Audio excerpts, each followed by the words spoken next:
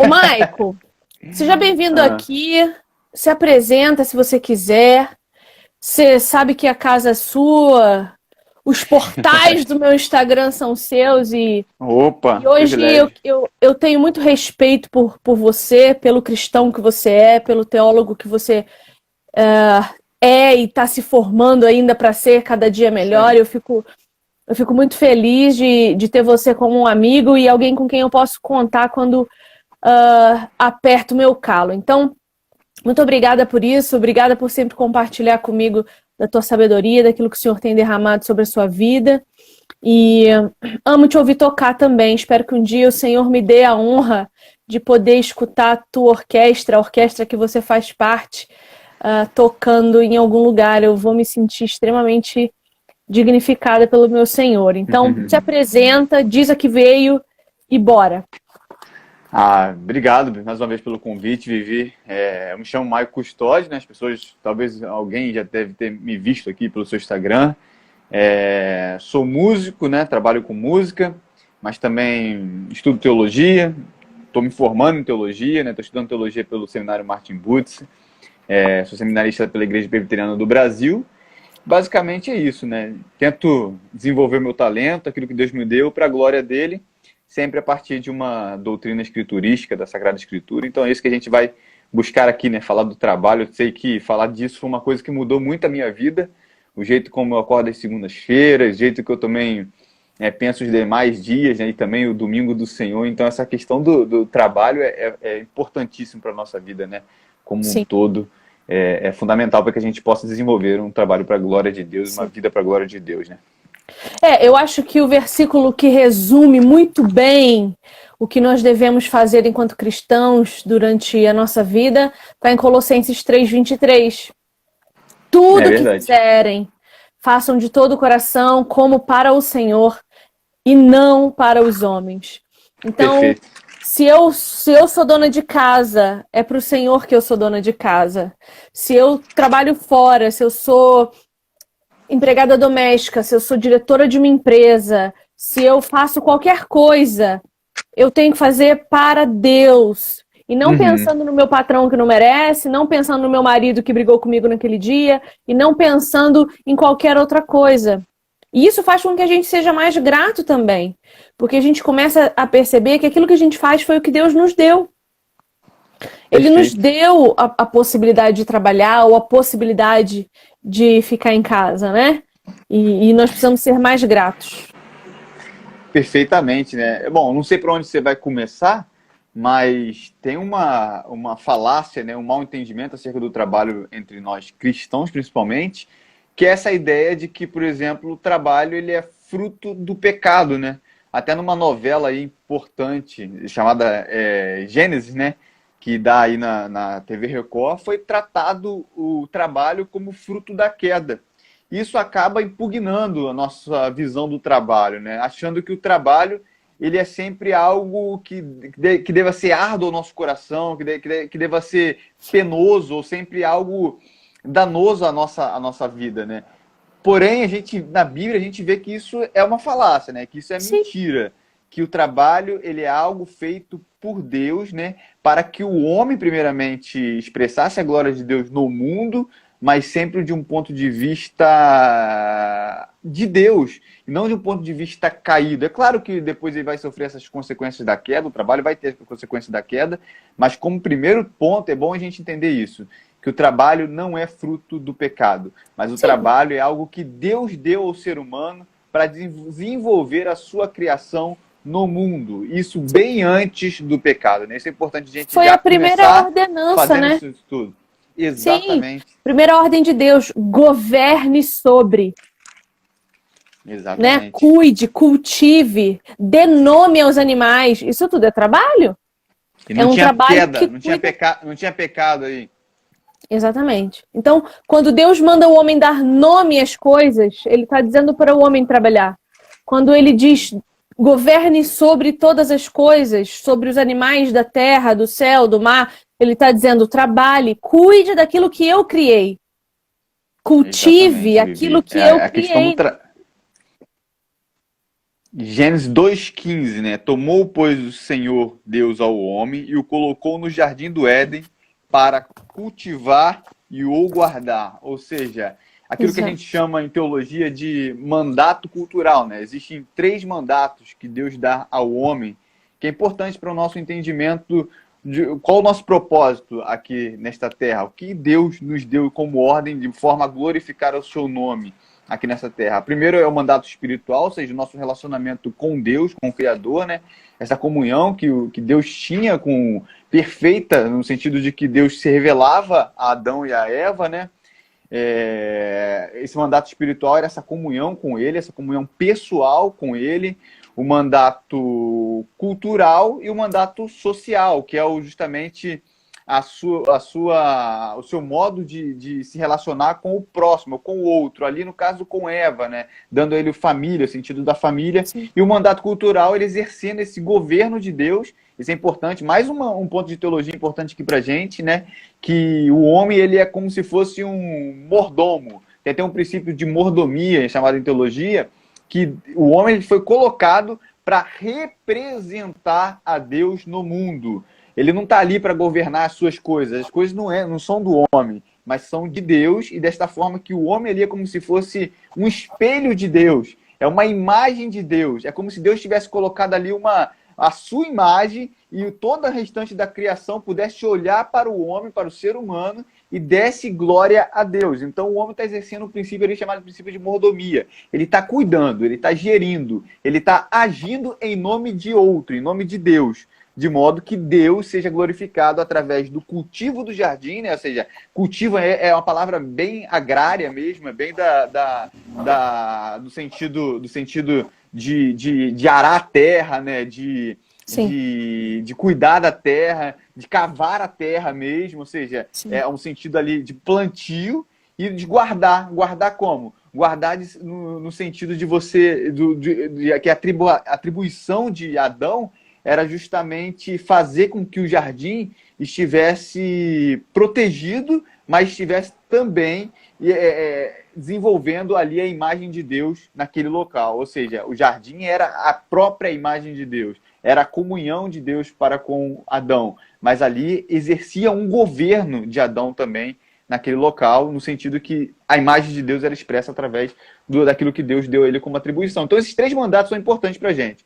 O mandato espiritual, que é a comunhão de Adão e Eva, claro, com Deus, Criador, a comunhão de um com o outro, né, que é o mandato social, e o desenvolvimento da criação, o cultivo e o guardar, o arar o jardim e guardar o jardim, que é o mandato cultural. Isso pré-queda, pessoal, pré-queda, tá? Essa palavra cultivar, ela pode ser entendida aqui de 3 formas, né? É o trabalho do cultivo, a adoração que se faz a Deus através do cultivo, porque nós estamos exercendo justamente o que você falou da mordomia, e também o serviço, porque quando eu cuido da natureza, eu estou servindo a ela, eu estou servindo aos meus irmãos, eu estou servindo muito mais do que recebendo, porque exige de mim esforço. Então eu trabalho porque eu fui mandada, o homem foi ordenado a trabalhar, a governar, e a gente usa sempre a palavra trabalho de uma forma muito pejorativa, mas trabalhar é bom, é legal, o trabalho dignifica mesmo a gente, né? Nos ocupa. A gente adora a Deus quando faz isso, porque é para manifestação do poder e da glória dele, e a gente serve, que são os 3, acho que mais importantes princípios que Jesus vem nos ensinar, quando ele diz: trabalhe e ensine, porque a seara é grande, os trabalhadores são poucos. E ele diz: adore a Deus, nosso único Deus. E ele também nos ensina: sirva, lave os pés das pessoas. Então, é importante que isso fique claro para nós, né? Exatamente. E isso é fundamental, por exemplo, o conceito de serviço, né? Tem se perdido do nosso meio. Hoje criou-se uma cultura, por exemplo, de se trabalhar apenas por remuneração, apenas pelo dinheiro. dentro de um ponto de vista cristão, esse não é o melhor modo de se pensar o trabalho, né? O trabalho, primeiramente, tem que ser isso que você falou, um serviço, um servir ao outro, né? Você precisa, através do seu dom e talento, desenvolver coisas ou desenvolver atribuições que o outro vai ser servido do seu trabalho. Você não trabalha para você mesmo, você trabalha para o outro, né? A gente pode usar aqui uma ilustração interessante de uma árvore. A árvore não dá frutos para si, mas ela dá fruto para que o outro tenha proveito do fruto que ela dá, né? Então, essa árvore, ela não se alimenta do seu fruto, mas ela se alimenta daquilo que a terra lhe dá, daquilo que os lençóis freáticos, através da água, da chuva, mas ela não se alimenta do seu próprio fruto. O fruto o fruto serve para que outras pessoas, né, ou animais possam comer do seu fruto. Assim é o nosso trabalho. O nosso trabalho, ele é feito para que pessoas se sirvam dela, né? Então, Sim. esse conceito, por exemplo, de serviço, eu vou ao serviço, ou eu vou servir, né? Essa ideia é muito importante, essa ideia de serviço. Trabalho nada mais é do que aquilo que eu desenvolvo através dos talentos e dons que Deus me deu,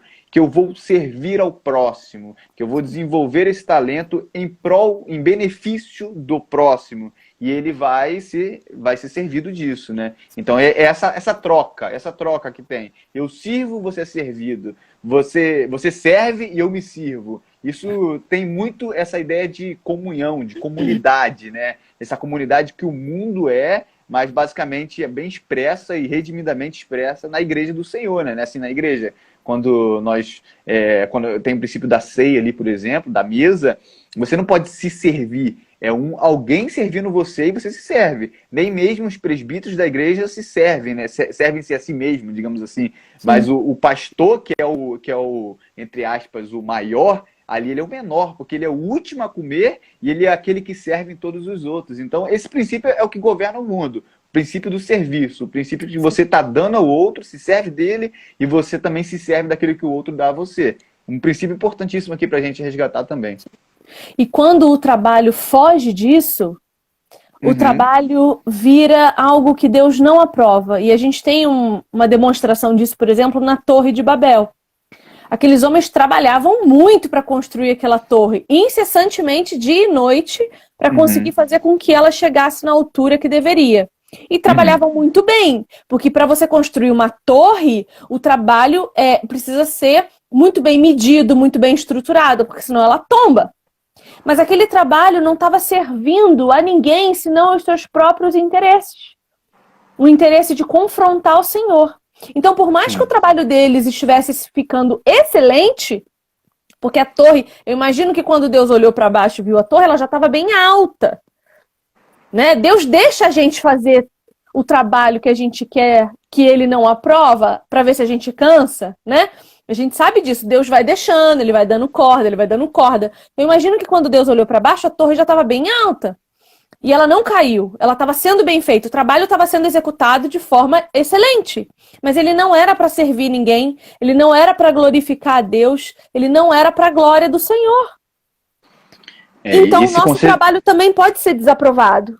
Claro, com certeza. Isso é importante a gente resgatar também esse ponto que você frisou, porque é o seguinte, ao mesmo tempo que o trabalho do ímpio, vou dizer assim, glorifica a Deus no sentido daquilo que é bem feito, porque aquilo que é bem feito, gente, glorifica a Deus automaticamente, no sentido de que o belo, aquilo que é bom, aquilo que é agradável, vai glorificar a Deus. E dentro do conceito de graça comum, a gente vai entender que Deus permite, né, que ímpios, por exemplo, façam bons trabalhos e Deus seja glorificado através daquilo. Talvez o pão que você comeu não seja de um padeiro cristão.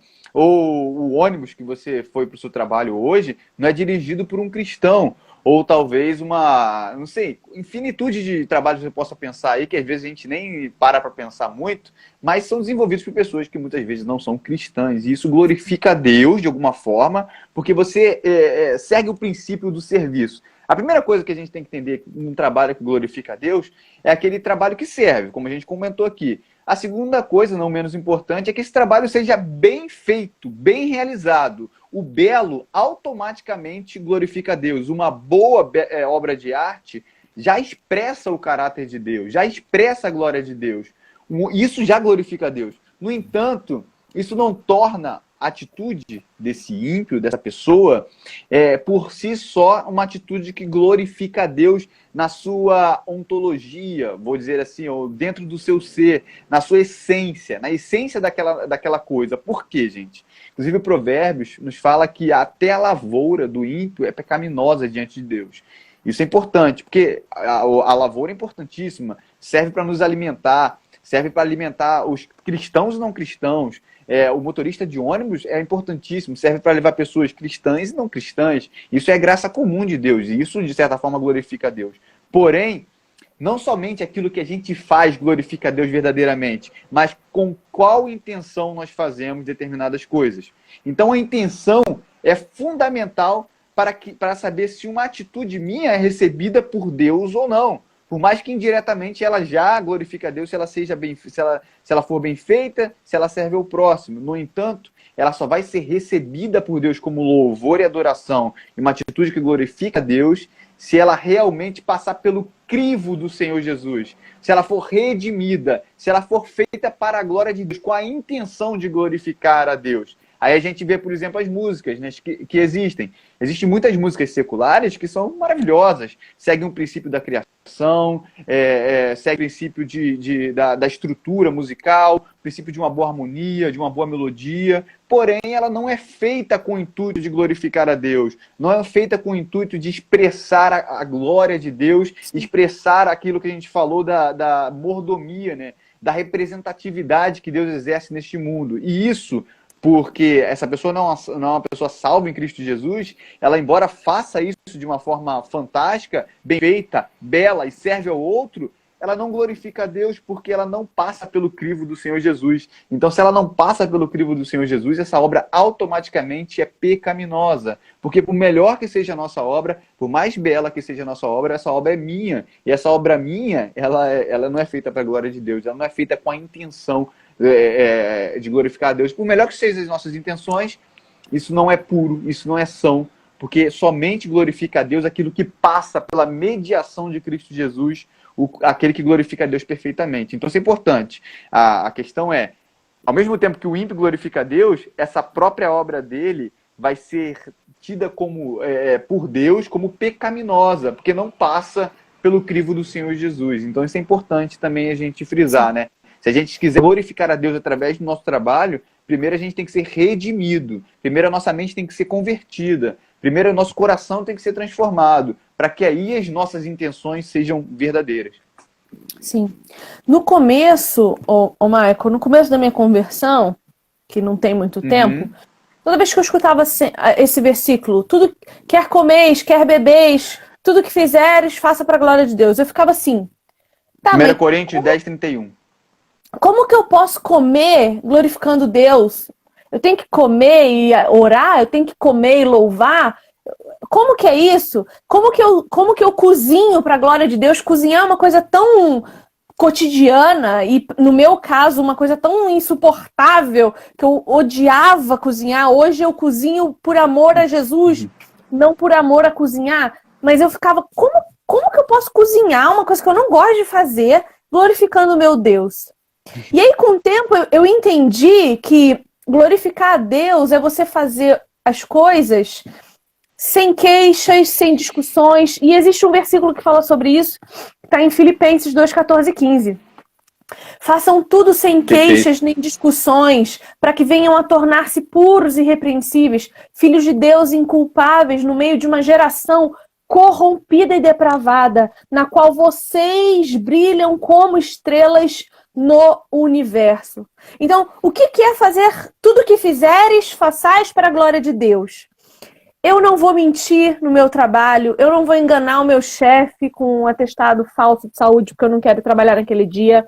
Eu não vou tratar mal os meus colegas de trabalho, por mais mal-humorados que eles sejam. Eu não vou fazer qualquer coisa que desonre o nome do Deus a quem eu sirvo, que envergonhe o Senhor Jesus. Quando eu disser que sou crente e a pessoa falar assim, tu é crente? Agindo assim, tu é crente? Pô, mas ou pior, você é cristã, mas eu nunca soube. Convivo com você aí há 5 anos, eu não fazia ideia que você era cristã. Então, como que eu cozinho para a glória de Deus? Estou cozinhando, Senhor, vou fazer a melhor comida que eu sou capaz de fazer. Eu não gosto, o Senhor sabe, mas eu te amo, farei para a tua glória. Quero que o meu marido coma pensando quão boa essa comida tá e agradecendo a Deus por ela. Vou varrer a casa para a glória de Deus como? E assim, tô falando de funções domésticas que são a que a mulherada mais se sente humilhada de fazer. Porque eu não sei de onde tiraram que cuidar do lar, da casa, do nosso templo, para cuidar do nosso templo espiritual, que é o nosso próprio corpo. Como que a gente pode achar que isso é diminuto, né? Mas como que eu glorifico a Deus varrendo a casa? Fazendo da melhor forma que eu posso. Talvez botando uma musiquinha e me divertindo enquanto faço, porque Deus quer me ver alegre enquanto trabalho para Ele. Ah, Viviane, mas lavar a louça é trabalhar para Deus? É, porque a louça precisa ser lavada, porque a comida precisa ser feita, porque a casa precisa ser limpa. Sabe? Da mesma forma, você pode glorificar a Deus sendo uma baita de uma presidente de uma multinacional. Não enganando, não roubando, não trapaceando, não mentindo, não tratando mal os teus funcionários. Porque, olha, vou falar uma coisa pra você e aí eu começo a polemizar porque eu gosto eu gosto de um assuntinho, né? Eu ontem à noite estava assistindo o SBT, Domingão, né? Domingão do Silvio Santos. E eles fizeram uma homenagem pro Silvio Santos ontem de noite. Cara, o Silvio Santos é judeu, até onde eu sei. Ele não crê em Cristo Jesus. Mas não há um vivo que fale mal desse cara. Porque ele se preocupa com os funcionários, ele respeita todo mundo, ele quer saber se está todo mundo bem, se está todo mundo com saúde, se estão precisando de alguma coisa, se estão precisando de dinheiro, se estão precisando de qualquer coisa. Ele dá oportunidade para todo mundo que passa pela frente dele. Aí veio o Gugu, o Celso Portiolli, essa galera toda dando depoimentos de como começaram a trabalhar no SBT. Eles vieram do nada, com coisa nenhuma. E o Silvio Santos os impulsionou como um pai. Aí fiquei perguntando pra mim mesma, né? Ele não faz em nome de Jesus, que é o que eu creio que legitima uma obra. O que legitima uma obra é a fé com a qual você a pratica. Mas esse homem fala de Deus sempre. Porque Deus me abençoou. Porque Deus. Então, mesmo que ele não tenha o motivo correto, que é a fé em Cristo Jesus, Deus o usa para ser glorificado. Ele precisa usar um cara que não acredita no seu filho, que nem o acessa, biblicamente falando, né? Pautado no que a Bíblia me diz, esse cara nem acessa Deus. E Deus precisa usar um ímpio para ser glorificado. E fico me perguntando, cadê os cristãos? Né? E por que ele não é, e por que não tem um cristão lá, entende? Por que não tem um cristão fazendo história? Por que não teve um cristão nessas Olimpíadas que ganhasse uma medalha e falasse, essa medalha é para a glória de Jesus Cristo? Não teve um. Cadê nós? Onde é que nós estamos? Fazendo o quê? Onde é que estão os advogados da nossa nação que falem, essa causa eu ganhei em nome de Jesus? E isso, Vivi, penso não, tenho certeza que isso é culpa de uma dicotomia vivida por nós evangélicos, né? A gente acredita que louvar a Deus, né, glorificar a Deus, muito fruto de uma teologia católica romana, apostólica romana, que louvar a Deus é simplesmente o fato de eu estar na igreja, cantar, pregar, né, fazer orações públicas, aí eu estou glorificando a Deus. Mas isso é privatizar a fé. É você levar a sua fé para quatro paredes. Agora eu pergunto para você, quem não prega? Quem não, sei lá, exerce nenhuma atividade eclesiástica na igreja? Essa pessoa não pode glorificar a Deus? Então essa pessoa não glorifica a Deus, né? Ela não pode fazer nada. Essa dicotomia é muito importante, porque no catolicismo mesmo, no medieval, acreditava-se que para você louvar a Deus, você tinha que se devotar diretamente a Deus. Aí criou-se aquela teologia dos mosteiros, né? Então a galera ia lá, os monges iam para os mosteiros para poder estudar a Bíblia, lia a Bíblia, eu ficava em oração, praticava mendicância, né? Eram alimentados por outras pessoas, não trabalhavam, porque essa era a forma como eles entendiam que eles glorificariam a Deus. O trabalho secular é o necessário. Era para pessoas que, na verdade, não teriam essa dádiva, Deus, né, esse presente de Deus de realmente louvá-lo. Isso a gente trouxe para o nosso dia. O catolicismo está impregnado no nosso modo de pensar. Então a gente dicotomiza. Acha que louvar a Deus é aquilo que a gente faz na igreja. Fora da igreja, a gente faz o quê? Nada. A gente faz para quem? Se a gente não glorifica a Deus, a gente glorifica a quem? A questão é que fora da igreja é o mistério. Aí eu chamo, né? A gente precisa, de novo, resgatar o conceito agora de vocação. Né? Trabalho, segundo os reformadores, é vocação. Vocação vem do latim vocare, que é chamado. Deus chamou o cristão para uma boa obra, para uma obra.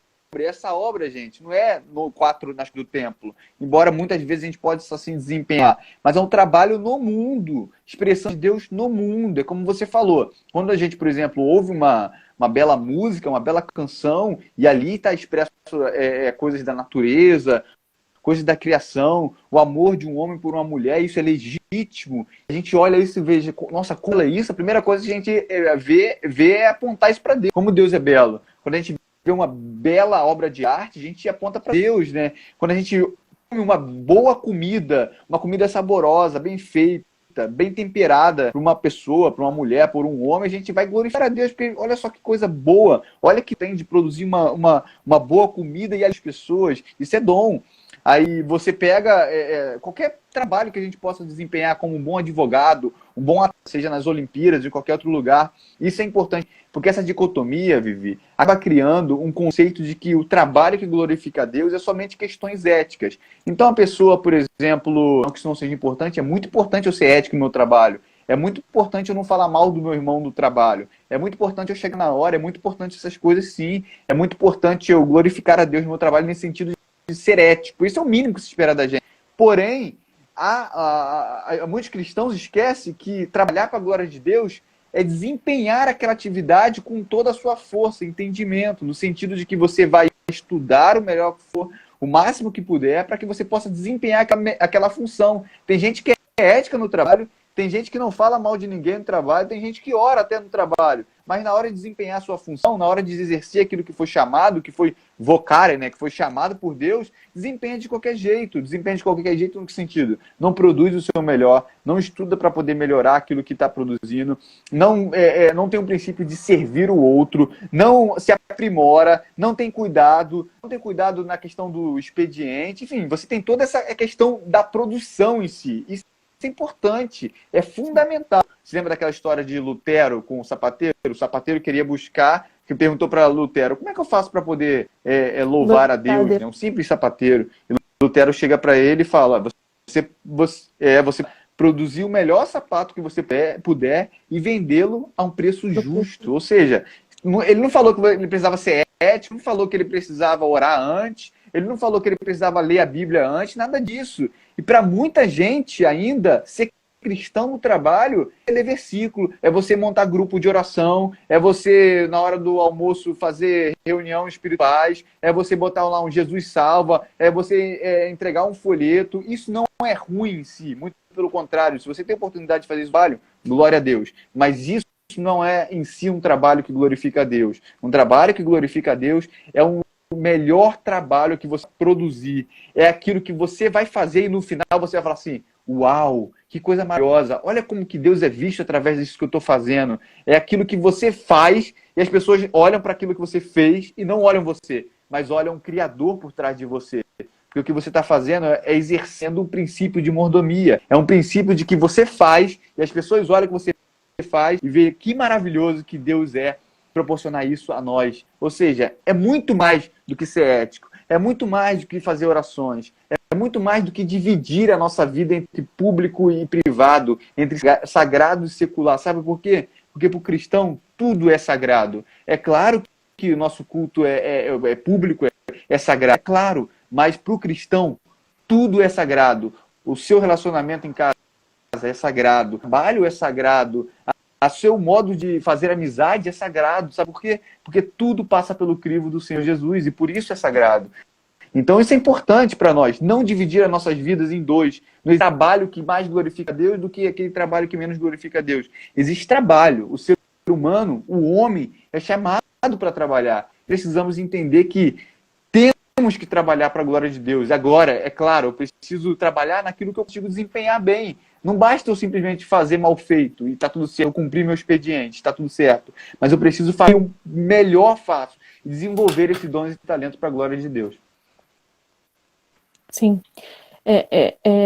Eu vejo sempre, e tenho pensado muito nisso nos últimos dias, Deus tem me levado a pensar muito nisso. Quando ele diz que ele diz, eu sou o eu sou. E isso precisa, de alguma forma, aparecer em nós. Porque nós somos a imagem e semelhança de Deus. Nós somos cristãos. Então, quando eu digo eu sou cristã, eu preciso ser e não estar. Deus não está Deus. Deus é Deus. O cristão, ele não está cristão. Ele é cristão. Ele é um pequenino Cristo que precisa se parecer o máximo que ele conseguir com a ajuda do Espírito Santo com Jesus. Então, o crente que só é crente quando vai à igreja, ele está crente quando ele vai à igreja. Ele não é crente. Vou dar o exemplo da Lígia. Eu sempre falo da Lígia, minha discipuladora maravilhosa, caminhou comigo 1 ano e meio. Devo muito do que sei a ela. Uma mulher que foi extraordinária para mim. Ela é fisioterapeuta. Então, quando me converti, precisei dela como discipuladora. Hoje, com a minha coluna inteira estragada, preciso dela como fisioterapeuta. Então, eu encontro com ela todas as semanas para fazer lá o nosso RPGzinho. Inclusive, Lígia, te amo. Ela não está cristã quando ela está comigo. Ela é cristã em tudo que ela faz. Ela faz fisioterapia, alongamento com os velhinhos no posto de saúde 3 vezes por semana de manhã, 7 horas da manhã. A forma como ela fala com as pessoas, a forma como ela faz questão de cuidar daqueles idosos com carinho, com amor, com dedicação. Ela colocar um louvor para que o alongamento aconteça não é nada. Ela fazer uma oração antes de começar o alongamento não é nada. O que ela faz com que esses idosos, com que essas pessoas se sintam, é refletir o amor de Cristo. Então, ela ama como Jesus. Ela serve como Jesus. E ela faz o que faz perfeitamente como Jesus. Ela está já prestes a se aposentar, ela não para de estudar. Ela quer aprender mais para poder cuidar mais. Quando ela atende no consultório dela, ela faz preços justos a quem não pode pagar. Ela abre mão do que ela podia estar ganhando mais numa consulta maior, porque ela tem limite de horário de atendimento, porque ela também faz questão de cuidar da casa dela, de cuidar do noivo dela. Então, ela perde uma consulta que ela podia ganhar R$ 200 para atender alguém que não pode pagar 200 e só pode pagar 70, 40. Isso é trabalhar para a glória de Deus. E a Lígia não tem cargo na igreja. A Lígia nunca pregou na igreja. Ela nunca foi líder de nada na igreja. Porque ela diz, eu não preciso liderar na igreja, eu lidero no meu trabalho. Eu manifesto Deus no meu trabalho. Então é isso. É você fazer o que você faz da melhor forma que você pode para que o eu sou seja manifestado no eu ser cristão. Certo, Maico? Perfeito. Perfeito. E falou aí de nós sermos cristãos e não estarmos cristãos, é fundamental. Você está me ouvindo bem? A internet está ruim? Tá dando uma travadinha de vez em quando, mas eu tô te ouvindo. De vez em quando tá dando uma travadinhazinha básica. O pessoal tá ouvindo bem, né? Eu tô ouvindo bem. Ok. Essa de nós sermos cristãos é fundamental, porque o que nos define é Cristo, né? Não é o nosso trabalho, o que eu faço, o que eu deixo de fazer, mas é aquilo que Cristo faz através de mim. E isso é importante, né? Porque hoje até alguns debates têm surgido aí, porque tem pessoas querendo se declarar ex-gay, ou enfim, qualquer outro tipo de coisa aí, pelo que ela fazia. Mas o que nos define não são as nossas práticas, até os nossos pecados, aquilo de bom. Mas Cristo é que nos define. Teve um comentário aqui do Brudorado, né? Brudorado, que falou uma questão muito interessante, porque existe também o problema da motivação, né, para escolher a profissão. Isso é importantíssimo. Alguns cristãos têm mais dificuldade de glorificar a Deus no trabalho porque odeia o que faz, porque lá escolheu pelas motivações erradas. Isso é importantíssimo. Na hora de nós escolhermos uma profissão, eu preciso escolher uma profissão não pelo dinheiro que vai me retribuir, ou não. A minha, é claro, gente, ninguém trabalha de graça. Ninguém trabalha de graça. Essa profissão tem que remunerar, sim. Mas a primária de uma profissão nunca pode ser o dinheiro. Mas tem que ser primeiro os meus dons e talentos, aquilo que Deus me deu como facilidade, como aquilo que eu posso desenvolver, aquilo como que eu posso. Às vezes o cara é ruim de exatas, por exemplo. Às vezes o cara ele sabe o básico, mas ele não consegue desenvolver uma mente mais cognitiva, né? O cara vai estudar engenharia, porque engenharia vai dinheiro. O cara vai derrubar prédio, vai derrubar pontes. Então não é essa questão. O cara não tem cuidado, por exemplo, às vezes com pessoas, ou não pode ver sangue, tem problema com alguma coisa. O cara vai ser médico, porque médico é rico. Isso não é trabalhar para a glória de Deus. Escolher um trabalho é escolher um trabalho que você seja capaz de fazer e você seja capaz de desenvolver. É importante. Agora, é claro, gente, também tem um erro no sentido de que tem hoje, por exemplo, no nosso Brasil, desempregadas, e que só querem trabalhar se for naquilo que ela acha que foi chamada. No entanto, a gente tem que entender que o primeiro chamado é trabalhar. Se você é pai de família e você sustenta a sua casa, você não pode esperar cair do céu a sua profissão como gerente do banco, tal, não sei o quê, para que você glorifique a Deus, porque se não for aquele lugar, você não vai glorificar a Deus. Balela.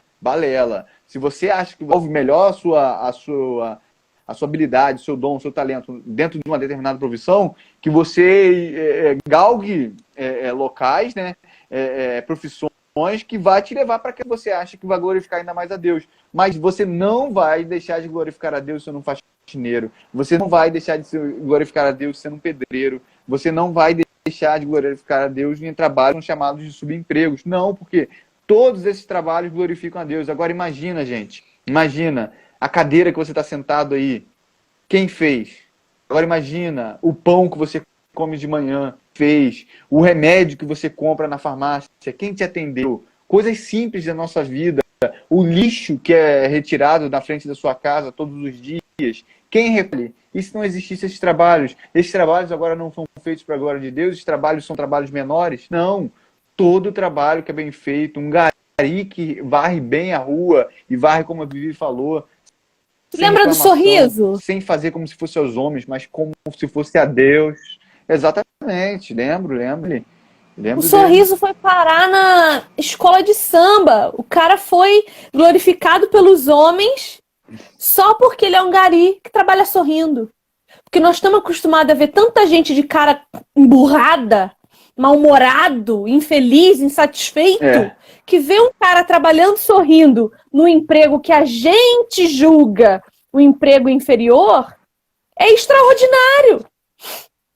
Agora, uma coisa eu preciso dizer aqui. A pessoa vai, reclama que não gosta do trabalho que tem, reclama que não gosta da vida que tem, reclama que não gosta do salário que ganha, mas não faz porcaria nenhuma para mudar.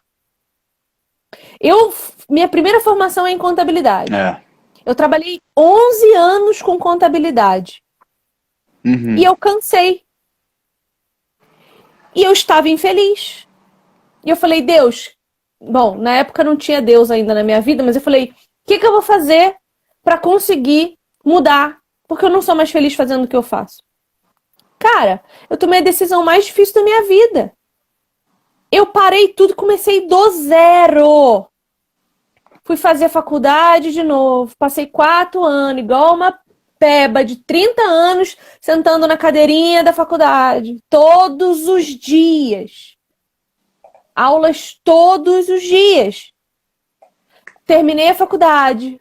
Isso não é suficiente, porque faculdade hoje a gente sabe que não é nada, é como um segundo grau. A faculdade virou um novo segundo grau. Fui fazer uma pós-graduação. Agora eu estou fazendo mestrado. E eu sei que eu ainda tenho chão para chegar onde eu quero. Isso custa caro? Demais! A gente sabe que viver com o dinheiro de um só dentro de casa é custoso. O meu marido, ele não é um grande empresário, não. Ele trabalha funcionário que nem todo mundo. E ele me deu essa autonomia de poder parar para estudar. Então a gente paga um preço caro. De às vezes não ter dinheiro para comer uma coisa que a gente quer. Faltar? Não falta, porque eu tenho um Deus que provê tudo o que eu preciso, não o que eu quero. O que eu preciso. Mas estamos os dois, porque somos um só corpo e uma só carne, pagando um preço altíssimo para conseguir glorificar a Deus como a gente quer. Ah, Vivi, mas então e no meio tempo o que você está fazendo? Olha eu aqui. Ainda assim glorificando a Deus. Estou sendo produtiva para o mercado de trabalho? Vixe, absolutamente não. Sou uma mulher que ganha seu próprio dinheiro, tem sua própria independência? Absolutamente não. Eu dependo do meu marido para quase tudo, financeiramente falando. E emocionalmente também, porque de vez em quando eu surto. Porque eu passo 80% da minha vida aqui nesse cenário que vocês estão vendo. Eu passo 80% da minha vida aqui, porque eu tenho que estudar, eu tenho que ler. Esse é o meu trabalho hoje. Estudar para glorificar Vivi, Deus de e forma eu não sei se você concorda também. Eu não sei se você concorda, mas existe também um resquício do feminismo muito presente nas mulheres cristãs hoje. A mulher, ela acha que para ela glorificar a Deus, ela tem que ter uma carreira antes.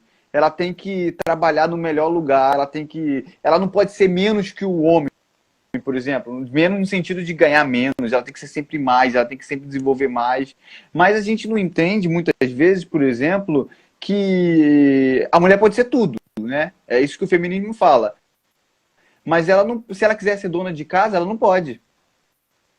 Se ela quiser cuidar dos filhos e não trabalhar fora e apenas cuidar dos filhos, o feminismo fala que isso está errado. Eu não entendo assim. A Bíblia também não entende assim. A Bíblia entende que a mulher, se ela quiser cuidar do seu lar, na verdade, o seu ministério principal da mulher é cuidar da sua casa, do seu lar e dos seus filhos. E se isso for oportuno, se está fora, por exemplo, não tirar o cuidado dos seus filhos do lar e do seu esposo, aí você conseguir fazer isso, ok. Mas eu tenho visto que muitas mulheres têm mudado essa ordem, sabe? Essa ideia da complementariedade, sabe? Do homem com a mulher, da mulher que glorifica a Deus, que cuida do seu lar, que cuida dos seus filhos, que dá a ele educação cristã. E sabe o que eu tenho visto muito hoje? Muitas famílias delegando a ação dos seus filhos e só levando para a igreja, e no final vai falar assim: ah, mas eu criei na demonstração do Senhor, eu levei eles para a igreja. E no final você vê aqueles filhos desviados. Eu não estou falando do seu filho sendo criado. Você está me ouvindo? Tô te ouvindo. Tá com atraso, mas eu tô te ouvindo. Tá. Ah, tá bom então. Eu tô pensando até em sair aqui e entrar no meu 4G. O que você acha? Tenta, vê se vai. Tá bastante atrasado. Eu vou sair aqui e eu vou entrar no meu 4G. Acho que a internet aqui de casa tá muito ruim, né? Tá, vai. Vai e volta. Enquanto o Michael volta, eu vou falar uma coisa importante a respeito dessa coisa de filhos, né? Eu falei ontem ou anteontem numa caixinha a respeito... Me perguntaram, você não quer ter filhos? E eu falei que eu nunca quis. E me perguntaram a respeito disso. Por que eu nunca quis, né? E eu disse que foi uma das coisas mais difíceis para mim me arrepender desse pecado, porque não querer ter filhos é negar uma das principais Ai, peraí, deixa eu botar o Maico pra cá de novo.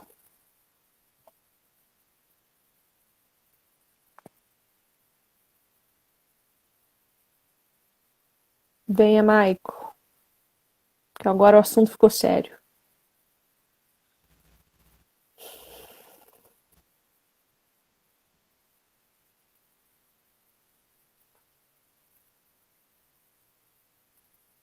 O Maico não tá conseguindo entrar.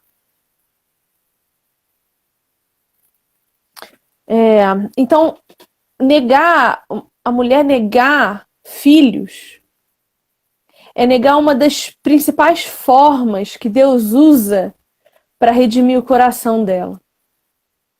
Foi Dia dos Pais ontem e eu fiquei pensando a respeito disso. Como que ter filhos pode redimir o coração de alguém? O Michael, tá dando o que eu já te convidei aqui. Peraí. Vai. Vê se você consegue entrar, meu irmão.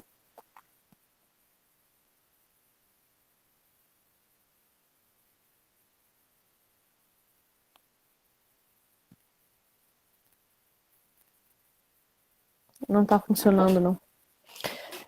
Então, eu fiquei pensando nisso, né? A palavra de Deus vai falar que ter filhos é uma das formas de salvação da mulher, de redenção da mulher. Por quê? Porque o filho dá para nós a noção de quem Deus é. Quando um homem se torna pai, ele consegue olhar para Cristo e entender, talvez minimamente, como Deus se sentiu entregando Jesus para nós. Só que pior, sabendo que Jesus era inocente. Nenhuma criança que nasce hoje é inocente. Então, quando uma mulher se torna mãe, ela consegue olhar para Jesus e vê-lo, talvez como Maria viu, e entendê-lo como Deus o entendeu, alguém gerado de dentro. E, enfim, tô convidando de novo, Maico, para ver se você consegue entrar. Mandei o convite. Então, não ter filhos foi uma decisão que eu tomei antes da minha conversão. Oh! Tá, hoje a internet tá benção. Mas ficou bom agora, não tá mais atrasando. Eu tô falando de filhos aqui, né? Você falou que resquício do feminismo, diz pra mulher que ficar em casa é ruim, etc, etc. E assim, eu sou fruto do feminismo, né?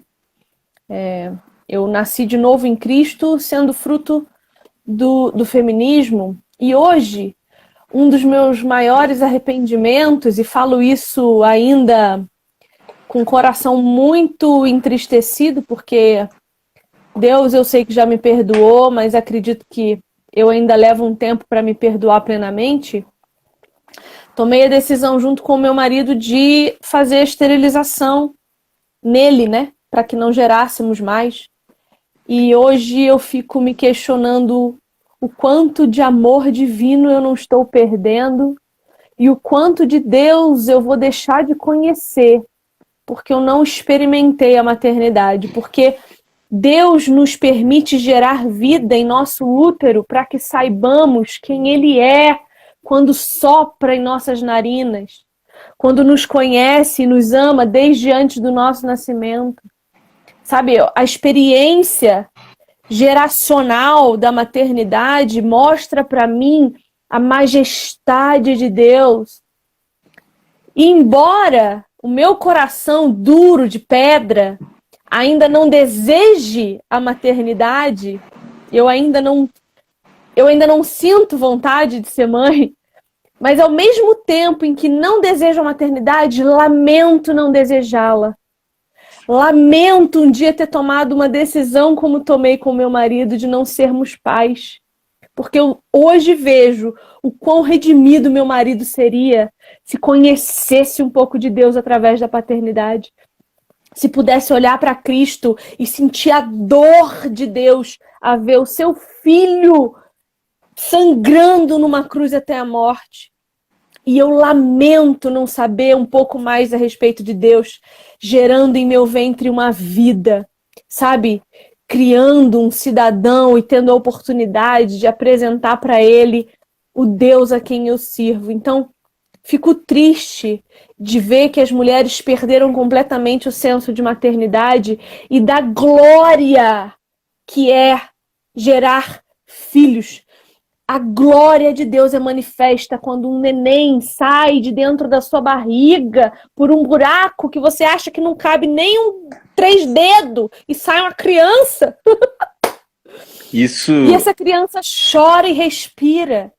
Isso deve ser uma experiência sobrenatural. Muito mais do que falar em línguas, do que curar e operar milagres, sabe? E profetizar.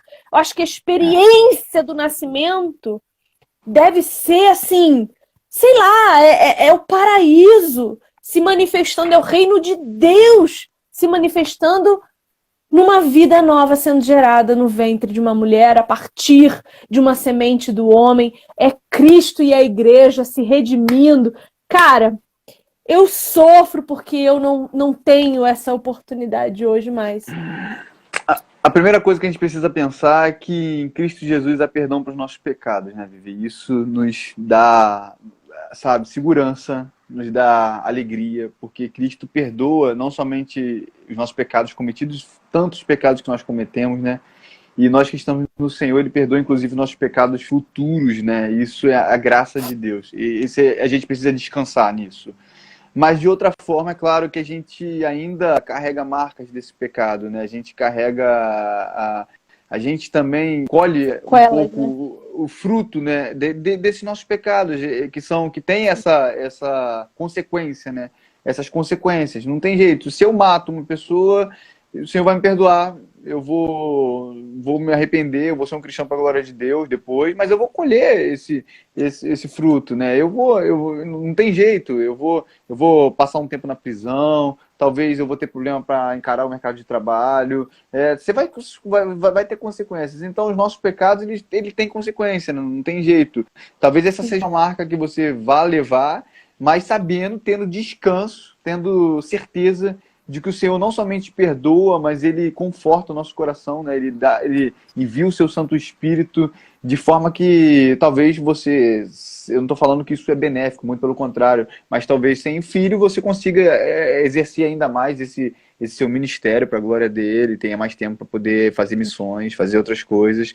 E isso talvez seja o modo que Deus usou algo que não é bom, e muitas vezes Deus usa o mal, né, nas nossas vidas, para que nós possamos ainda mais nos achegarmos a Ele, né? É claro que nós nos orgulhamos do nosso pecado, jamais isso acontecerá, temos vergonha dele, mas sabemos que todas as coisas contribuem para o bem daqueles que amam a Deus e foram chamados segundo o seu decreto. Então, até os nossos pecados, gente, contribui para que nós sejamos ainda mais moldados à imagem de Cristo. Isso é fundamental nas nossas vidas, né? E isso, Vivi, é mais uma coisa fruta da cultura feminista, né? Essa ideia de que nós não devemos ter filhos, é melhor ter um cachorro do que ter filho, é melhor ter... Nada contra ter cachorro, nada contra ter gatos, muito pelo contrário. Mas, gente, o Salmo 127 fala que os filhos são herança do Senhor, fruto do ventre, seu galardão, como flechas na mão do guerreiro, assim os filhos da mocidade. Feliz o homem que enche dele sua aljava, não será envergonhado quando pleitear com os inimigos à porta. O Salmo 128 também segue falando sobre esse conceito, né, de que os filhos são bênçãos, sabe? A tua esposa no interior da tua casa será como videira frutífera, teus filhos como rebente da oliveira, a tua mesa. Ou seja, se Deus fala que ter filhos é bênção, quem somos nós para querermos falar assim, não, Senhor, eu prefiro não ter, porque, sabe, eu preciso viajar, eu preciso ter um carro melhor, eu preciso fazer aquilo mais, eu tenho alguns projetos para desenvolver.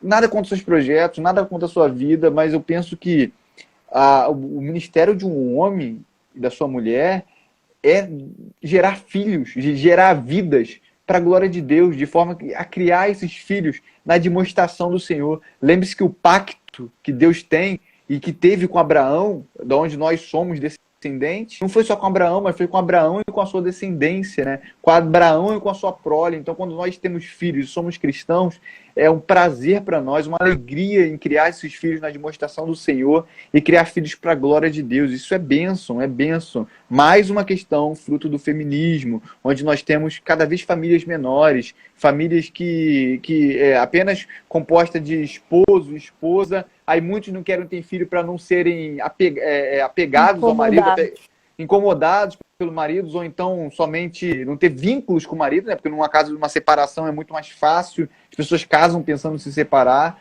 Então isso é tremendo, é horrível, isso é fruto do nosso pecado, né? Como eu estava falando sobre a ideia do não trabalho, é a mesma coisa. A mulher não pode mais ficar em casa cuidando dos filhos, da educação dos seus filhos, não pode mais cuidar da casa, não pode mais cuidar do lar. Ela tem que agora trabalhar fora, porque se ela não trabalhar fora, ela não é uma mulher realizada. Quem falou isso para você? Quem falou isso para você? A Bíblia fala que o ministério primeiro, Efésios 5 vai falar isso, é cuidar do seu casamento, cuidar da sua casa, cuidar dos seus filhos, da educação dos seus filhos. Não é entregar a avó, entregar a tia, entregar a creche, não é isso não. Quem cuida da educação do seu filho é você e seu marido, né? E isso não muda o fato que a mulher pode trabalhar sim, desde que esses atributos, essas questões não sejam né? Não sejam jogadas ao vento. Assim como o homem, existem muitos homens hoje que querem ou não para trabalhar, fica em casa e é a mulher que trabalha. Gente, o homem é protetor, o homem é chamado para o trabalho. Não é uma opção minha trabalhar, é um dever meu trabalhar e sustentar a minha casa, sabe? A minha mulher pode trabalhar, mas ela não é provedora. Essa não é a tarefa dela, essa não é a ordem minha, é a ordem de Deus. Deus que fez assim. Isso não me torna maior que minha mulher, muito pelo contrário. Eu preciso dignificar a minha mulher, eu preciso amo, né, amando como Cristo amou a igreja. E ela precisa me amar sendo submissa, né, como se fosse a Deus, assim como seus servos são submissos ao seu Senhor. Isso não é maior e menor. Complementaridade, dois em uma só carne, né? Isso é fruto do feminismo, gente. Fruto do feminismo, que faz as mulheres pensarem nisso e compra essa questão, né? Que eu tenho que trabalhar, eu tenho que fazer isso, eu tenho que ter uma carreira de sucesso, eu tenho que vender minha vida, eu tenho que acabar com a minha vida, eu tenho que sacrificar a educação dos meus filhos. Isso é o feminismo que fala isso.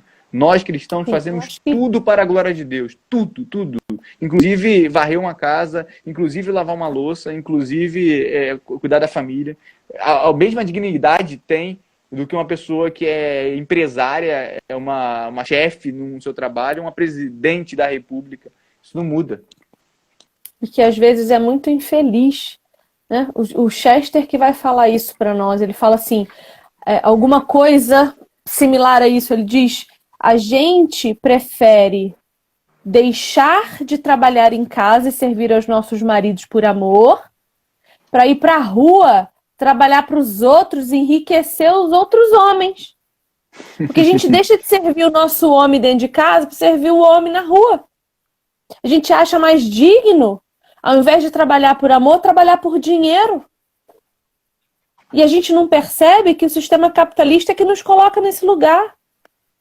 Porque o meu marido queria muito poder ficar em casa o dia inteiro só estudando. E ele não pode não, ele tem que se virar para pagar a conta aqui de casa. Porque essa é a função dele, que é muito mais pesada do que a minha, que depois do almoço, se quero, vou tirar um cochilinho na minha cama. Que o dia que quero varrer a calçada, varro, no dia que não quero, deixo para outro dia. Eu tenho escolhas, opções, todos os dias que o meu marido não tem. Ele não tem esse direito. Porque ele tem que se virar. Às vezes ele tá preguiçoso, com cansaço, ele não quer sair, ele vai. Porque é o dever dele. Assim como tem dia que eu não quero fazer comida, eu não quero fazer almoço, eu vou e eu faço. Porque esse é o meu dever. E tá tudo bem. A gente não faz só coisa que a gente gosta, não, né? A gente não faz só coisa que a gente gosta. Muito pelo contrário. Ninguém faz. Muito pelo contrário. A gente faz muito mais coisas que a gente não gosta de fazer pelo dever de saber que deve. E tá tudo bem. E tá tudo bem. A vida é isso aí mesmo. Querido, quer falar mais alguma coisa? Não, só queria dar uma síntese aqui. Ao falar que quando nós devemos escolher um trabalho, por exemplo, quando nós escolhemos um trabalho, primeiramente a gente tem que pensar, em primeiro lugar, esse trabalho glorifica a Deus? É um trabalho honesto? É um trabalho que Deus é glorificado através disso. Eu estou servindo o outro. Tem muita gente hoje, Vivi, querendo apenas ganhar dinheiro. Muita gente quer emprego, mas não quer trabalho. Quer ganhar dinheiro fácil. É aqueles anúncios no YouTube, né? Que o cara fica em casa e ganha milhões, aí passa o cara lá com carrão, né? E que ele bota robô para trabalhar. Isso é balela, gente. Não vai nessa, não. E mesmo que dê dinheiro, não vá nessa, porque isso aí não é um trabalho que glorifica a Deus. Um trabalho que glorifica a Deus é um trabalho que serve, que é fruto do seu suor, é fruto daquilo que você faz, do seu dom, do seu talento, sabe? Você desenvolve, você produz e no final você fala, uau, que belo. Então é isso. Primeira coisa, esse trabalho glorifica a Deus. Segundo lugar, esse trabalho beneficia o meu próximo? Está beneficiando o outro? É um serviço? Ou é simplesmente um método para eu ganhar dinheiro? Isso é importante, ele serve a um outro.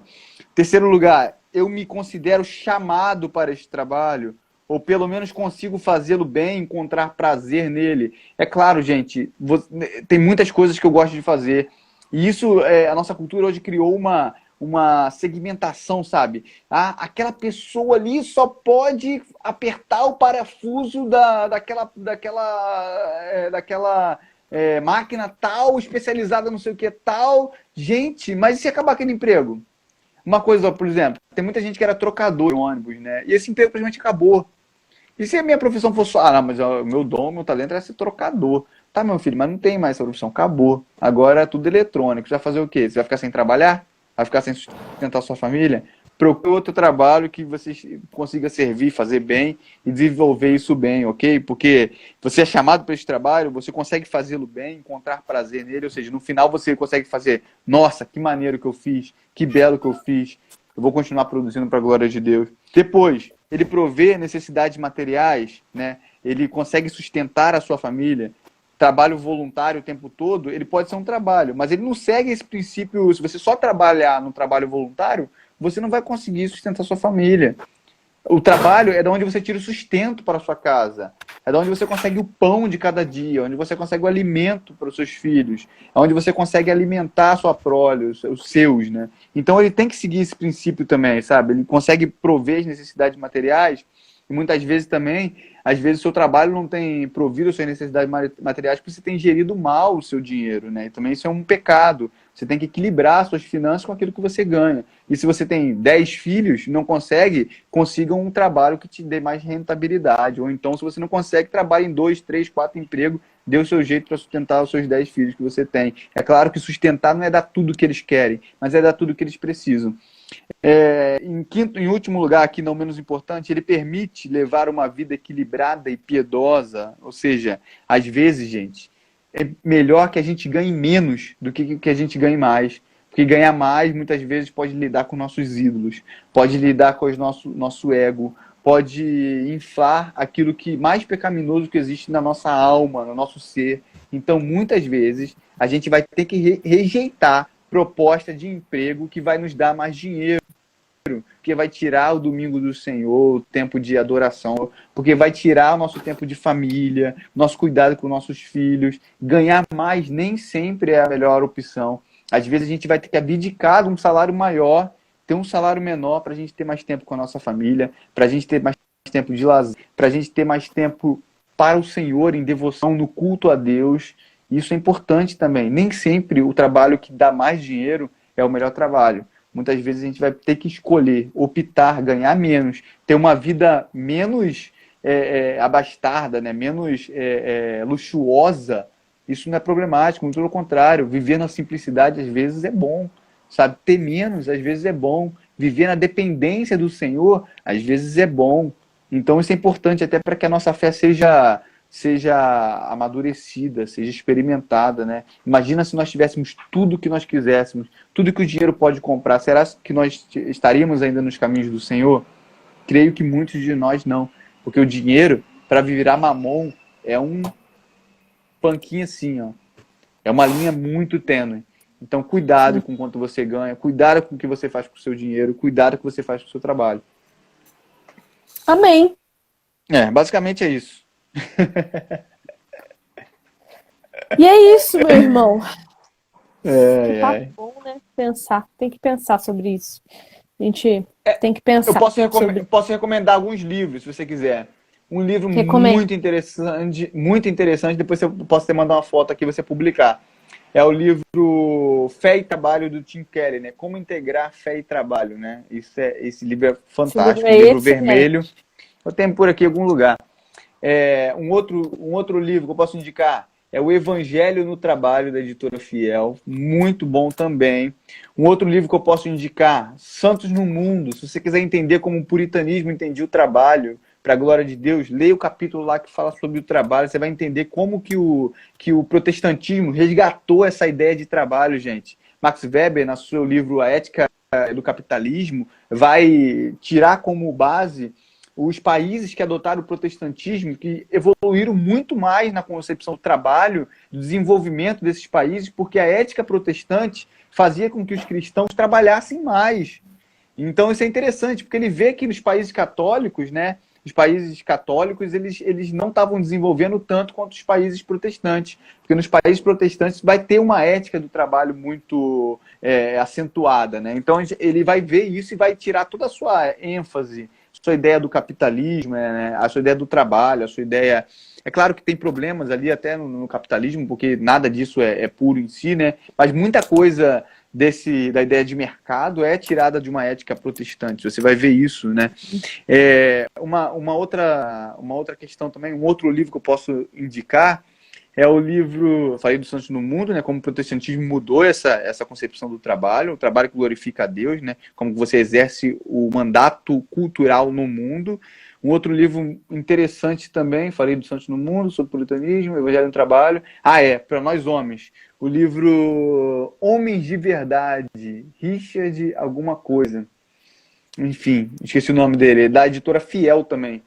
Homens de Verdade. Cara, esse livro ele vai falar sobre trabalho de uma forma fantástica, voltada para homens, sabe? Essa ideia do provedor. Isso, esse mesmo. Esse livro é fantástico. O capítulo que fala sobre o trabalho dele é muito bom. Leia todo esse... É claro, quando a gente fala de trabalho, a gente fala para todo mundo, mas mais especificamente para os homens, né? Que tem esse dever aí bíblico, escriturístico, né? Do trabalhar e de trazer o sustento para sua casa, de ser o provedor. Então, toma esse princípio para sua vida, meu irmão. Muito bom. Gostei.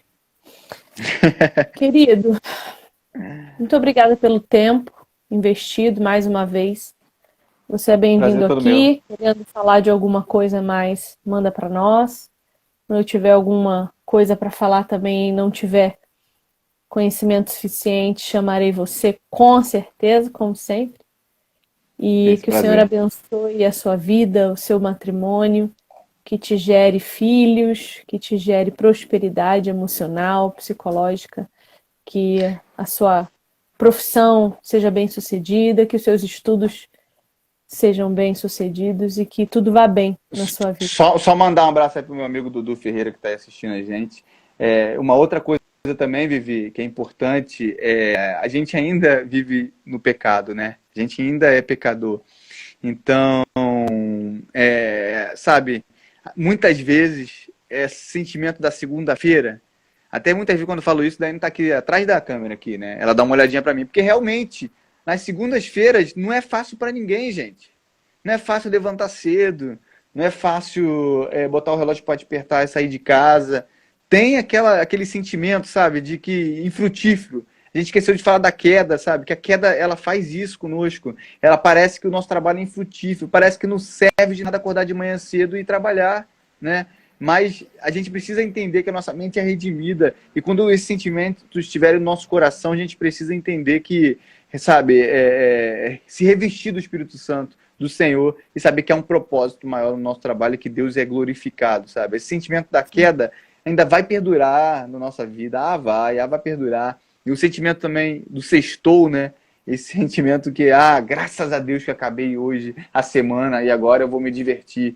Isso também vai muitas vezes afetar o nosso coração. Nada contra a diversão, muito pelo contrário. Mas olha que problema, né? São 5 dias em sofrimento e 2 numa pseudo-liberdade que, no fim das contas, só nos cansa mais. Porque no fim de semana que a gente devia descansar e dedicar ao Senhor, a gente está bagunçando e fazendo tudo a bangu, né? Então, quando chegar segunda-feira de manhã, você tem que olhar para sua princesa aí, ó, e ver qual é a tua motivação de sair da cama.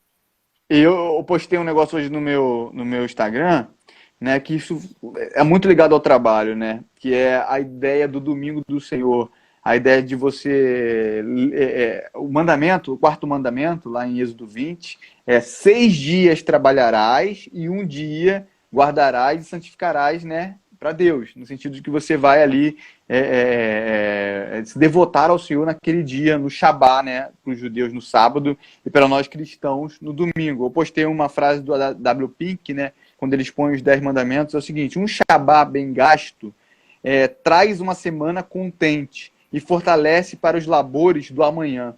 Mas um Shabá profanado, o que quer que possa ser ganho, é um certo precursor de desgraça. Ou seja, você quer melhorar a sua segunda a sábado, a sua semana, os seus 6 dias, o seu trabalho, guarde o domingo do Senhor e se devote a Ele. Se você puder, se você não você tiver condições, não trabalhe nesse dia. Apenas vá à igreja, guarde esse dia, faça culto doméstico na sua casa, desenvolva a sua espiritualidade no sentido de exercer atividades espirituais nesse dia, leia a Bíblia, pare um pouquinho de ver novela, de ver televisão nesse dia, até de ver jogo de futebol, mas passe a se devotar ao Senhor nesse dia, sabe por quê? Esse dia devoto ao Senhor em culto público vai fazer você encarar toda a semana de forma descansada, por mais que você esteja e vá ao culto, faça outras coisas, né? Mas você vai encarar essa semana de forma muito mais entendida e muito mais tranquila. Entender isso aí. Não profane o sábado do Senhor, o domingo do Senhor. Amém. Michael, muito obrigada pelo teu tempo. Dá um beijo aí na sua esposa. Agradece ela por mim também, tá? Deus te abençoe, meu irmão. Obrigada pelo aprendizado de sempre. Agradeço a todos que estiveram conosco aí. Obrigada a todo mundo que assistiu. Até a próxima live. Beijo!